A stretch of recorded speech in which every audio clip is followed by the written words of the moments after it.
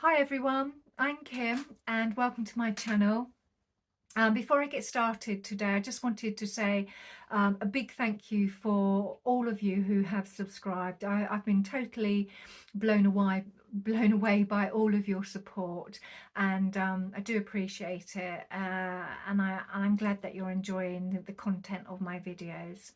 So let's crack on. Let's start with what I'm wearing today. So this was the fabric that I showed you not last week but the week before that I was making. So I was making the Simplicity 1538, which is one of my favorite shirts, and I have accompanied it with the Atenas jean jacket. So this is the first Atenas jacket that I made. So I'm going to stand up and show you it so you can see it a bit better. So this is my Atenas jacket. I made this with black stretch denim, and it's a bit snug, but it's been great for the summer because I never did it up. But it was a great attempt at my first attempt at making this jacket, and as you know, I've made a second one in the green corduroy, which is a bit bigger and great for winter because I can wear my jumpers under it. So that's the Atenas with all its top stitching. The pockets on this one are a little bit tighter, which I made bigger pockets on my green corduroy one. And I tweaked it. So obviously, as you know, I usually attempt to make something a couple of times until I get it right. So for a first attempt, I was really pleased at this. So that's the Atenas. Then this blouse is what I was making before I went away, and as I said, it's the Simplicity 1538. It's just a straight normal blouse with bust darts. I did a full bust adjustment because I have a 44-inch bust. I've got quite a big bust. I mean, I'm quite big anyway. I'm not slim, but I just have found that I like to make an adjustment over my bust so I get a better fit. On this shirt, I did the sleeves slightly different. So I did a version D where the sleeves are a little bit more gathered, a little bit more flouncy, rather than having, you know, the usual longer shirt cuff. So I'm really pleased with that, and it is very comfortable. So that's what I have just finished this week. So leading on from this make, I decided just suddenly on a whim that I was going to make a lunar Lapin rabbit, because when I was away in Swanage I bought one of the lunar Lapin books, so I've got two now, and I was just going through it, and one of my nephews has just recently had a little baby boy, and I thought I would make this beautiful rabbit for the baby boy. So I'm going to show you, and I'm so pleased with him. And I've done a little customization to him. So here he is at the moment. Legs, ears, little blue tail. Now obviously their new baby, he's a baby boy, and what I've done is on the front here I put his name, his full name, and I've also put his date of birth. So he's definitely customized for their little boy. So I couldn't leave him without any clothes, so I decided to make him a pair of trousers. I've got a little pair of trousers with this beautiful little pocket on the back, which is so sweet. So I'm gonna just put the trousers on so you can eventually see what he looks like all dressed up in his new clothes.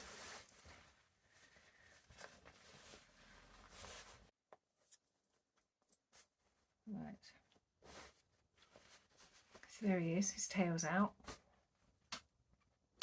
Then I made him a little jacket, so a little shirt, and all these patterns come in the book that I bought, and I made the shirt out of the same fabric that I used for the ears. So all of this fabric I had in my stash. I didn't buy any extra fabric to make him. It's just everything I had in my stash, which was quite nice. And then I put some little metal poppers on. So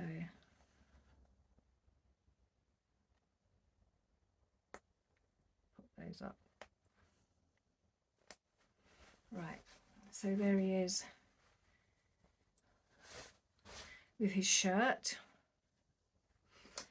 And then last of all, I made him a little waistcoat.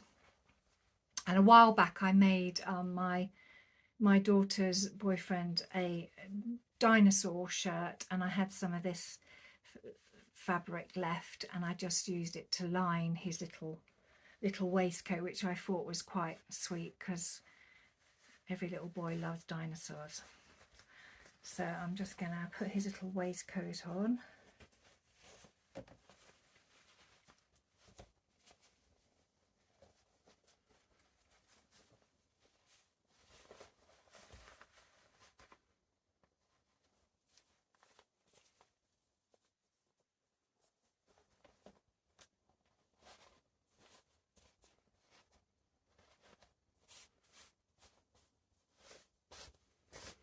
Right, and there he is, all in his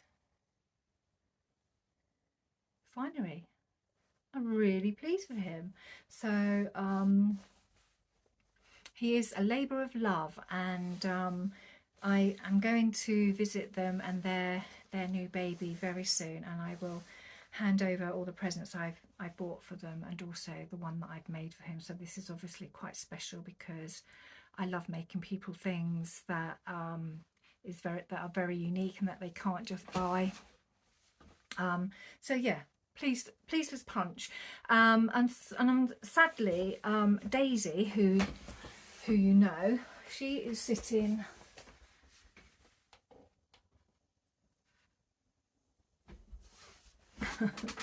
she's sitting on her shelf, still waiting for a little friend of our own. So hopefully I will get around to making Daisy a friend so she's not on her own. Okay, Daisy, we'll get to that. Right, so that is what I've been working on this week, and it's surprising how much work goes into making one of these creatures, dolls, but I have absolutely loved it. It's been fun. So from making Alfie the rabbit, I have been working on a few other bits. So one of my whip projects, which was a tapestry, I decided that I would start stretching the tapestry. I'm going to try and move this up for you because it's quite big. So this is a tapestry that I did a long time ago, and it was probably about 3/4 finished, and within the last couple of months I finally got around to finishing the tapestry, but it had become quite distorted. So with tapestries, what you need to do is you need to literally stretch them back into shape. So you have to stretch them so they're back into a sort of square shape, so that then you can make them into the cushion. So at the moment it's being stretched, it's been sprayed with water, and I will release it off of here once I'm happy that it's not going to move again. This is the back of the tapestry, so you will see it hopefully soon finished.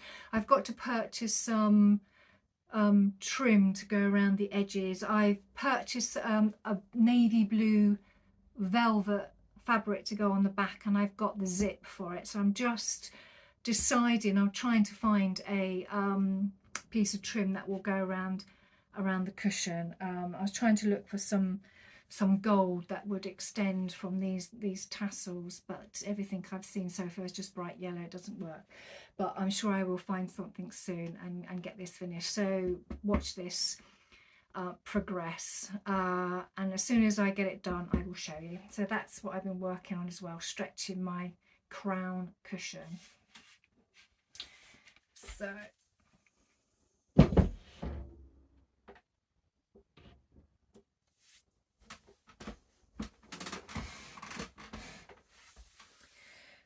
So I haven't got anything garment wise that I'm making.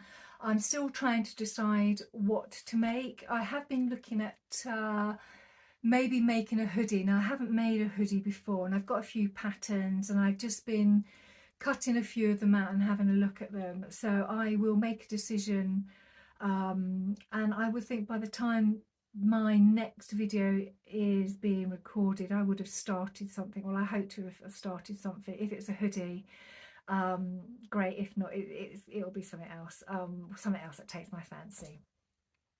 So so on from there, I'm going to show you some of the purchases that I've made. So I have bought quite a few things. Oh no, what I need to tell you is about my block of the month. So my Queen of Diamonds block of the month, the EPP project that I'm working on. So EPP is English paper piecing. So it's the paper pieces where the fabric is glued to the back of the templates, and you stitch all of the different templates together and you make up the block.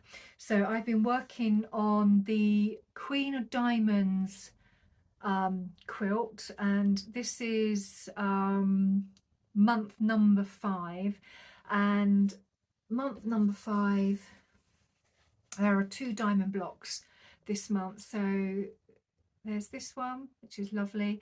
Unfortunately, my iron sort of spat out some gunk onto it, so and I'm unable to wash it at the moment because it is all just glued onto all the paper pieces at the back. Even though it's stitched, you know, they're still glued, and don't really want to take those out until I get to the stage where you put the next section on, which makes it more secure.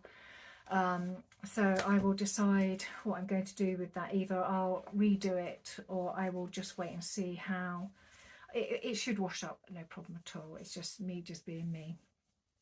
So they're the 2 diamond blocks for this month.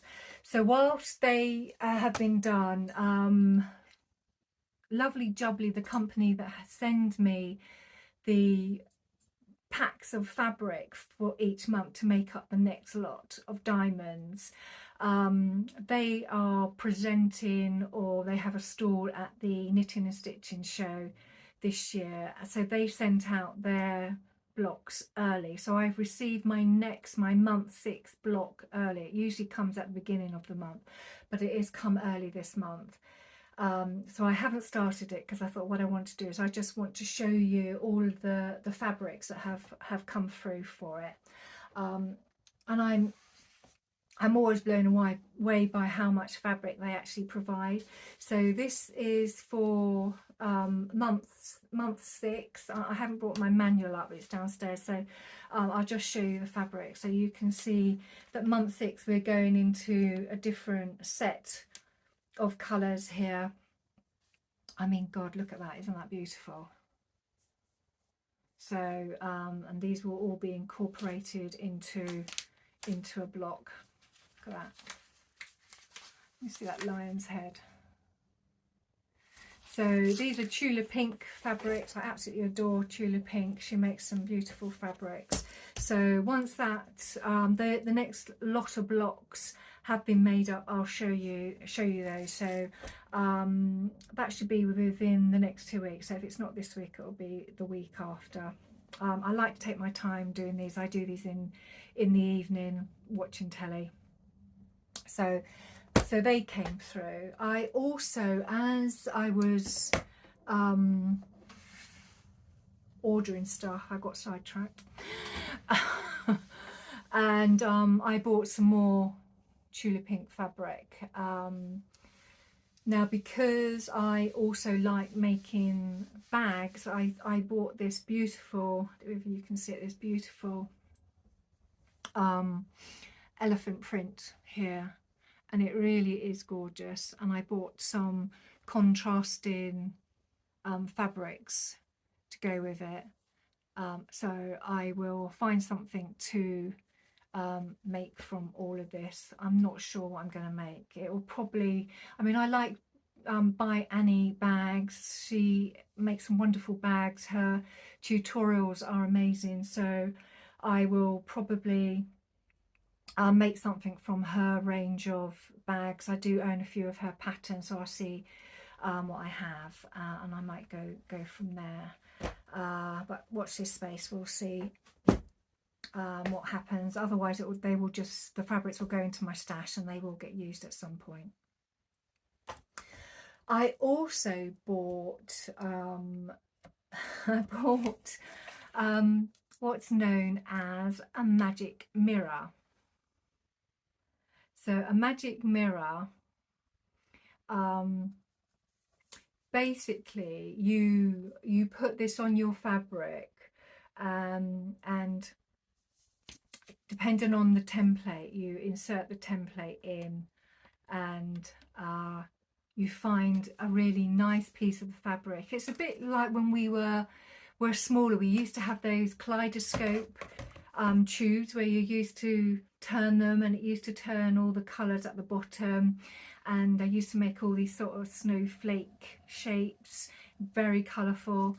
Magic mirror does the same sort of thing. You just find a bit of the fabric that you like, and it really shows you what you can, the effect. I'll put a little video up so you can see what I'm talking about, because it's easier to show you than it is to explain it.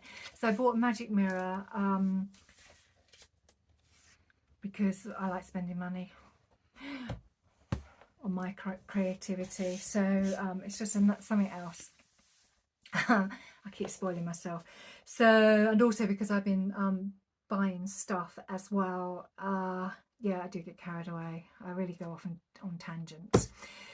I've also bought 2 patterns. So actually, before I go into the patterns, I'll carry on with the fabric that I purchased.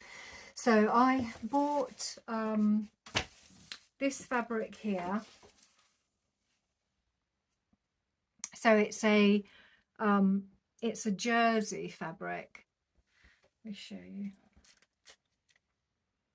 So it's a jersey fabric. It's quite thin, and it's known as like burnout fabric. So some of it you can see through and some of you can't. And I have had my eye on this for quite a while. I love pinks and oranges, and this coral colour. It's beautiful.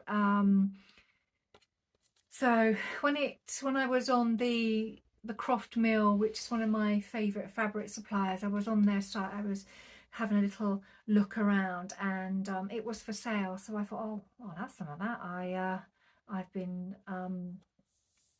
I've been looking at it for quite a while. So I bought 3 meters. I think it's probably still on their site. And what I do is when I buy my fabric, because my stash is quite big, yeah, I wonder why. Because my stash is quite big, what I do is I make up a little card. So I don't know if you can see that.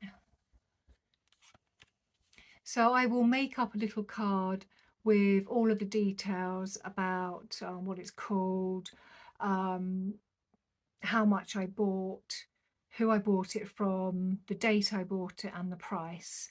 And then on the back I put a number, and the number is just basically whereabouts I store it in my storage unit. So my storage unit is over here, just out of sight. So I'll go through that one day and I'll show you how I actually organise my fabrics. Also, when I get any new fabric in, I take a little snippet out of the corner and I literally put that same information in here. So when I've written out all of that information, this card will then go into what's known as what is known as my fabric index box. Right, so this is my fabric index box. I'm quite anal about all of this. It's, yeah. So it goes into the different lengths of fabric that I buy. So this is 3 meters. So this will get filed into the 3 meter section. This is quite nice for me because what I will do is, especially for instance, like now I'm trying to decide my next make.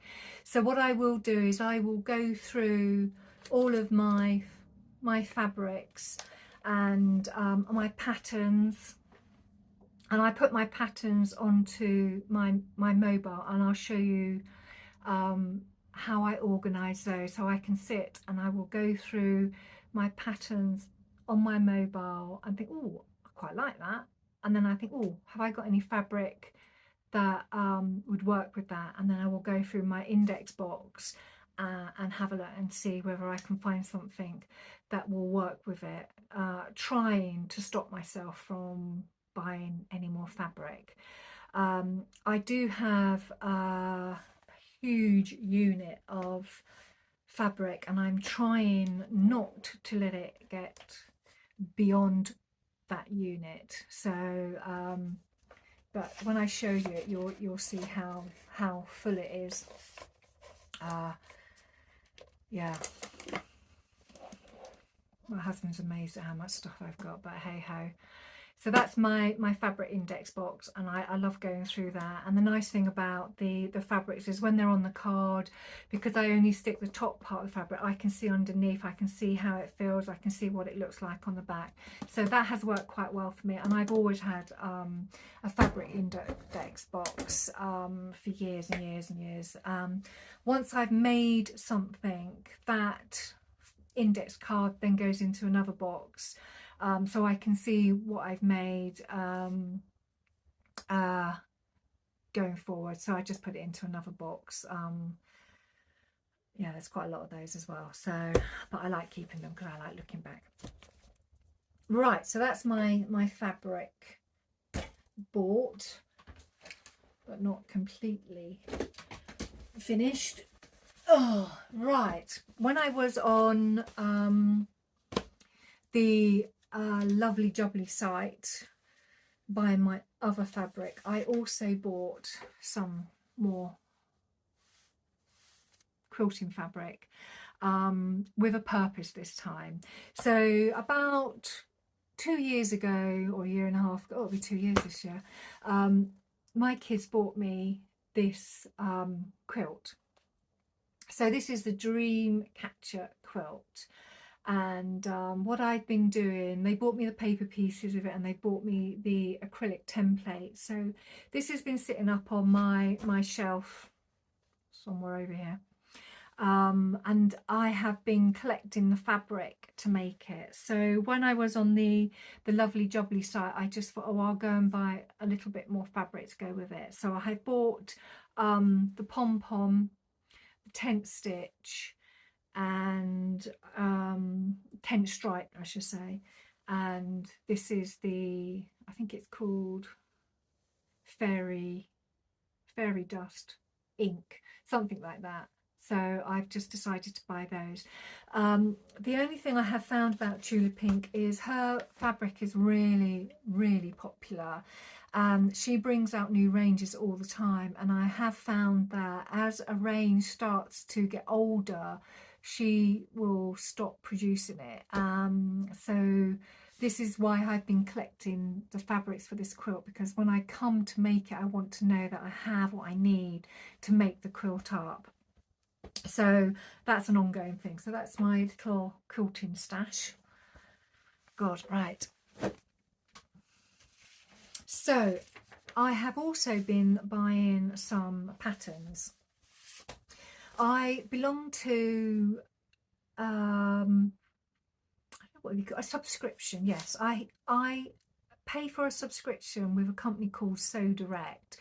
I used to get their magazine, so they used to produce a magazine every quarter or every other month, but they stopped doing it, especially after the pandemic. They stopped doing it, but I am still a member of their subscription club, and what it enables me to do is it enables me to buy patterns at 40% less than anywhere else. So they it's worth paying, because obviously you will make your money back over the year.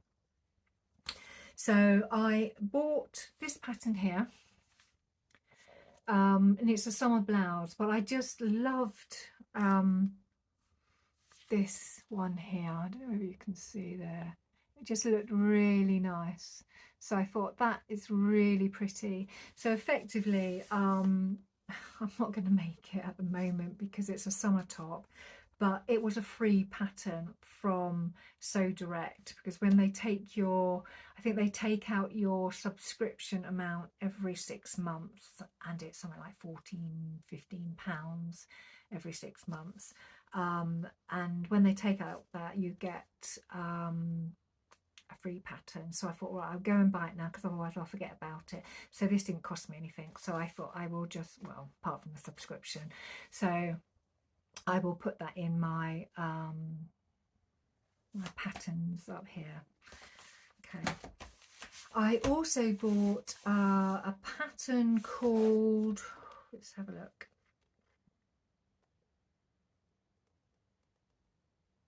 I think it's called the Arvo. Yes, I think it's called the Arvo. It's a, yeah, it's a French design company, and I haven't bought from them before, but I just really like this pattern, and I'll put up an image of it so you can see.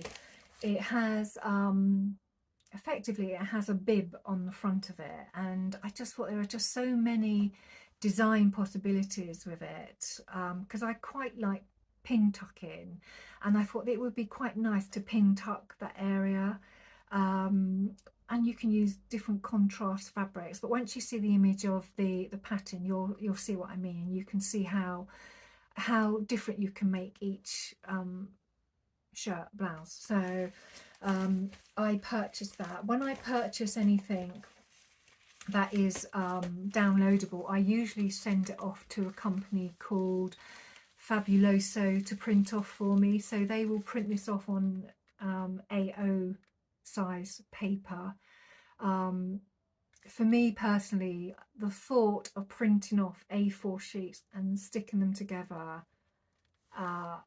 fills me with dread. I did it once. I was making a coat, and I think it was 90 A4 sheets of paper, and I stuck them all together, and by the end of it I had lost the will to live, and I never made that coat up.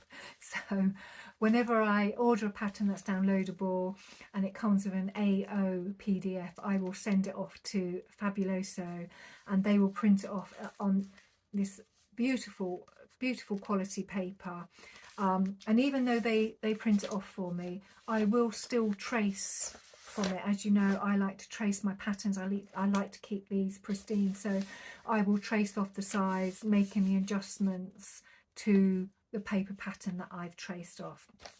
So they're the two patterns that I had bought this time round.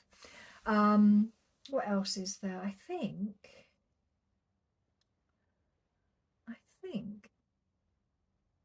that is it.